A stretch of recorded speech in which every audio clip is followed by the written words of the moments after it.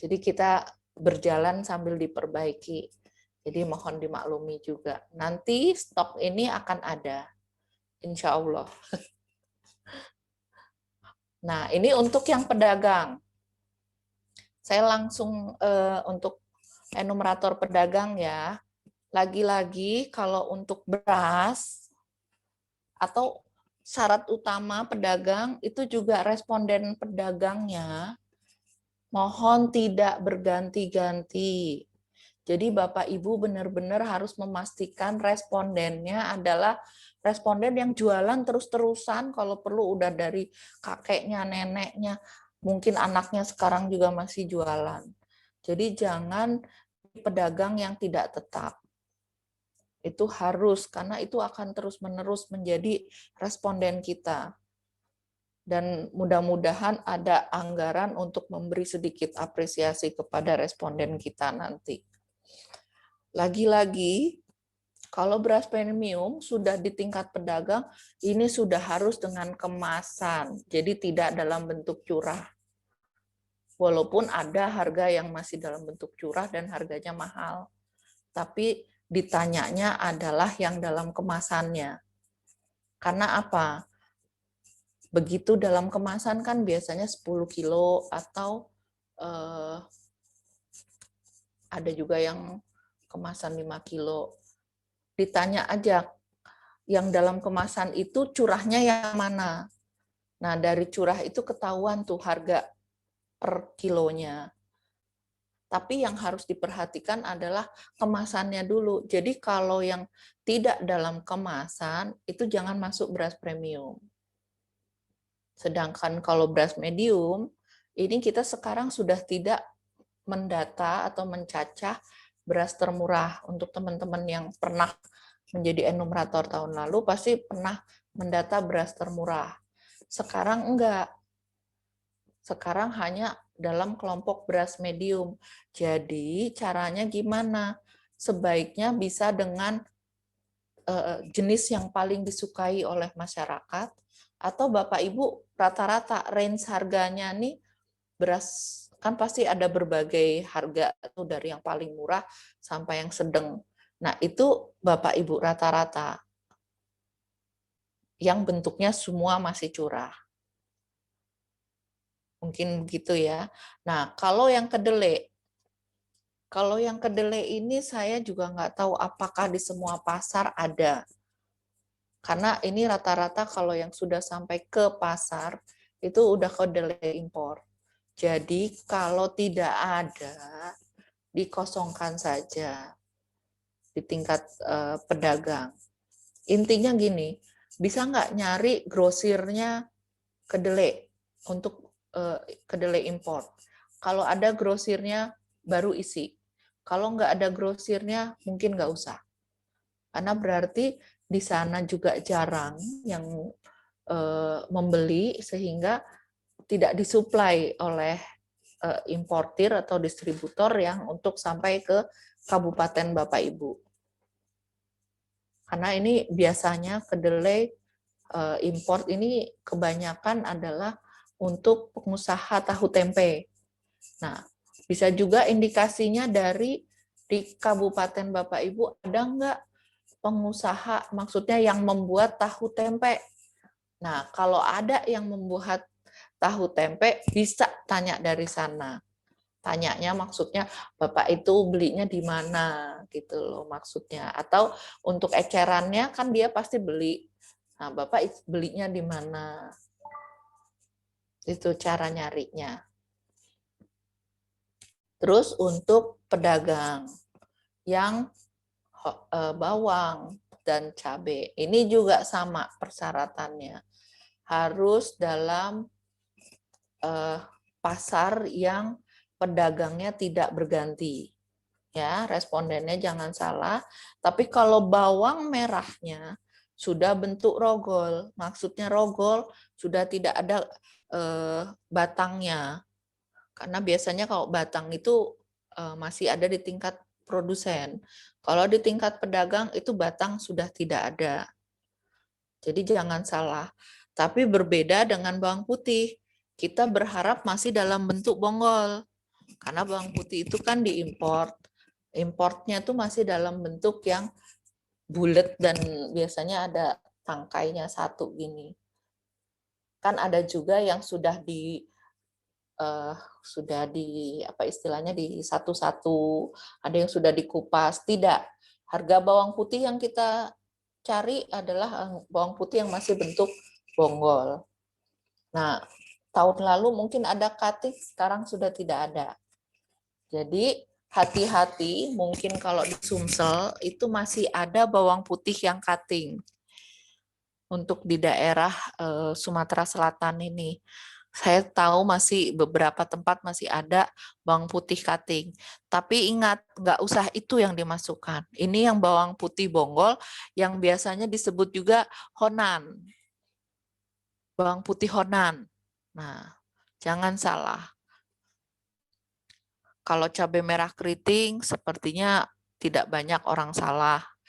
Bentuknya memanjang, terus agak kayak keriput, dibilang ya agak bergelombang lah, jangan bilang keriput ya, nggak enak juga dengernya. Dan cabai rawit merah, jangan salah. Walaupun ada putih-putihnya, kalau sedikit nggak apa-apa, tapi tolong yang mayoritas merahnya orange seperti gambar ini. Karena harganya berbeda kalau yang masih banyak putih-putihnya. Ini sekarang kan harga cabai rawit kan lagi mahal banget nih. Itu di Jakarta mulai banyak tuh dijual yang masih putih-putih. Saya pun dikasih masih yang putih-putih ada. Jangan. Dan satu lagi yang harus diperhatikan, kondisi harus segar. Ini khusus cabai. Karena cabai kalau dia si pedagang nih kan biasanya nggak belanja tiap hari. Entah itu seminggu sekali atau 3 hari sekali kalau cabai. Nah, kalau sisanya masih agak banyak dan sudah mulai kering dan layu, harganya pasti lebih murah kan? Jangan yang seperti itu. Jadi kalau misalnya respondennya kan harus tetap, jadi di situ aja. Terus Bapak ngelihat, nih hari kemarin masih seger, ini sekarang udah agak layu. Bapak bilang, Pak, nggak beli baru lagi cabenya. Misalnya dia bilang, enggak Bu, soalnya saya beli harus apa udah lagi naik lah harganya, kadang gitu kan. Enggak, lagi harganya lagi naik, saya tunggu aja sambil ngabisin ini. Nah, kalau dia bilang sambil ngabisin ini harga pasti turun dari harga kemarin. Coba perhatikan. Pasti turun, dan turunnya seberapa banyak. Kalau turunnya terlalu jauh, jangan masukin data itu. Lebih baik tanya, emangnya harga sekarang berapa Pak kalau Bapak beli dari grosir? Jadi Bapak harus jual berapa? Nah, mendingan data itu daripada harga yang turunnya sangat drastis dari harga kemarin. Atau yang paling aman, harganya samain. Itu kalau beda 1 hari ya. Kalau Bapak Ibu nggak setiap hari ke pasar, jangan coba-coba nyamain dengan harga kemarin. Lebih baik ditanya lebih lanjut, supaya kita dapat harga yang tepat. Pokoknya untuk yang cabai merah, baik yang keriting maupun yang rawit, ingat harus kondisinya segar dan jumlah masih banyak. Karena kalau jumlah sedikit, kadang-kadang dia juga penglaris kan, deh habisin gitu. Jadi harus hati-hati untuk enumerator pedagang, khususnya cabai rawit dan yang keriting. Nah, kalau yang untuk gula, minyak, tepung, ini rata-rata nggak sulit. Yang baru untuk tahun ini adalah minyak goreng satuannya per liter ya, Bapak Ibu. Hati-hati, kalau tahun lalu kita masih mintanya rupiah per kilogram. Jadi sekarang harus minta datanya atau nanyanya ini per liter berapa. Nih, bentuk-bentuk yang dikemas seperti ini. Ini kan biasanya emang dicidukin ya dari tong, kalau yang dikemas di plastik biasa. Nah, kalau yang di plastik yang tidak yang sudah kemasan seperti ini, yang bentuknya bantal, ada juga bentuknya pouch, harus dilihat ininya, beratnya. Kan ada yang 1 liter, ada yang 900 ml. Hati-hati. Kalau yang 900 ml harus dikonversi menjadi 1 liternya. Oke, jangan salah. Kalau gula pasir udah jelas yang tanpa brand, yang plastik biasa, dan kiloan itu biasa. Tepung juga begitu.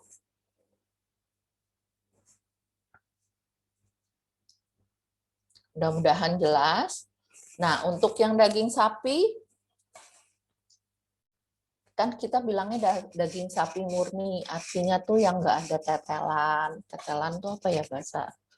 Gaji, lemak. Nah, jadi yang sapi murni itu kurang lebih daerah yang khas dalam gitu tuh. Bilang aja daging gitu. Yang untuk rendang itu juga gampang lah. Kalau yang daging sapi yang murni itu intinya tidak yang ada lemak-lemaknya, pokoknya yang daging utuh. Sedangkan kalau yang ayam ini hati-hati karena banyak di daerah Sumatera, nggak Sumatera Selatan aja. Ayamnya tuh penjualnya masih hidup. Ya, bener nggak? Biasanya mereka kan masih hidup, baru sudah dibeli, baru dipotong. Ya nggak? Nah, kalau seperti itu, nanyanya, kan berarti hitungnya satu ekor hidup kan.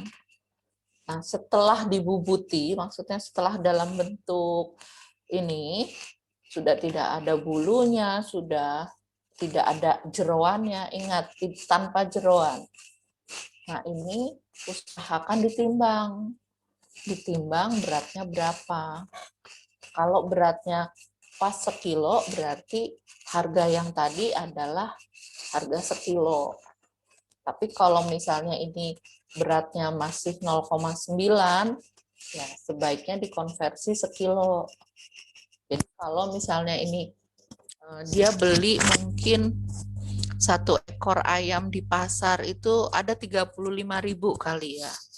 Nah, 35.000 ini setelah dipotong, setelah maksudnya disembelih, terus diambil bulunya, diambil jeroannya, jadi tinggal badan si ayam itu adalah jumlahnya 1 kilo.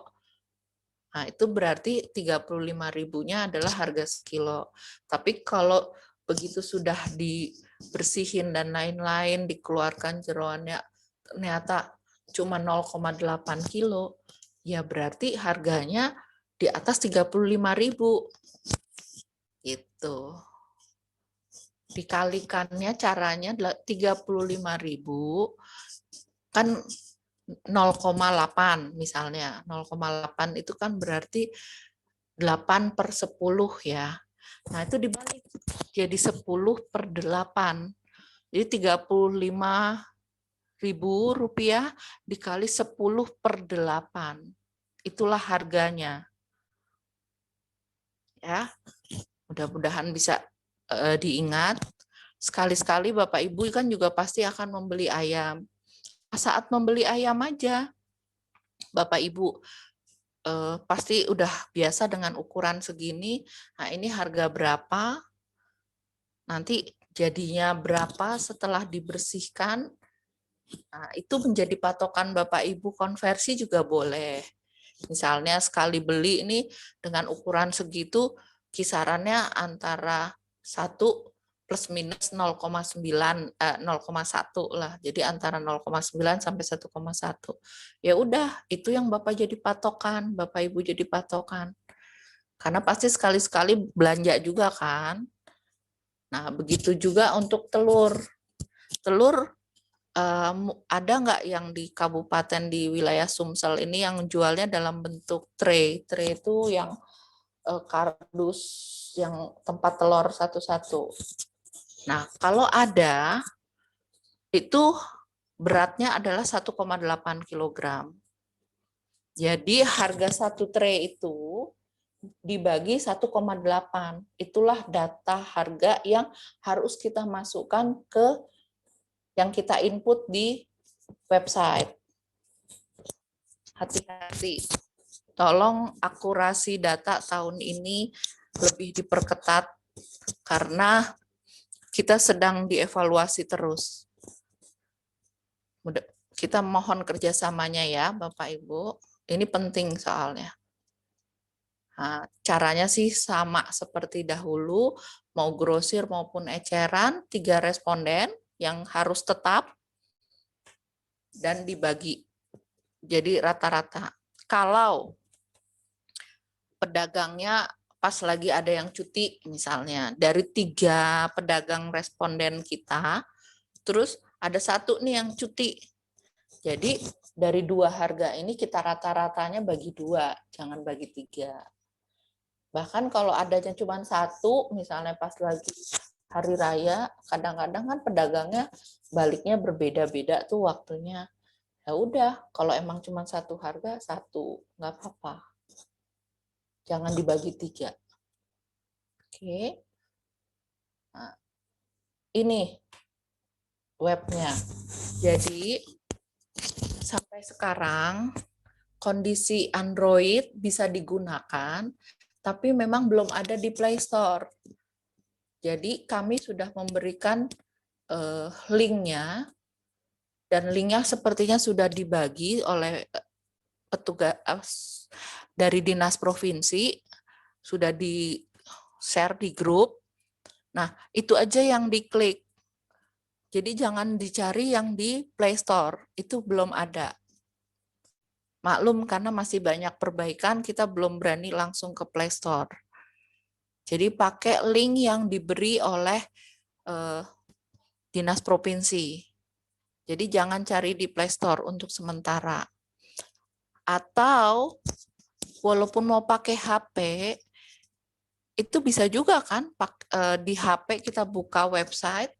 Saya masih saran pakai website ini lebih pasti gitu loh. Buka saja Google atau Google Chrome di HP Bapak Ibu dengan panel harga.bkp.pertanian.go.id ini Bapak Ibu bisa simpan, bukanya dari situ untuk input harga. Dan Bapak Ibu Bapak Ibu enumerator sudah tahu kan username sama passwordnya adalah nomor HP Bapak Ibu. Jadi kadang-kadang kita lupakan nomor HP kita sendiri. Nah, mohon untuk ini, untuk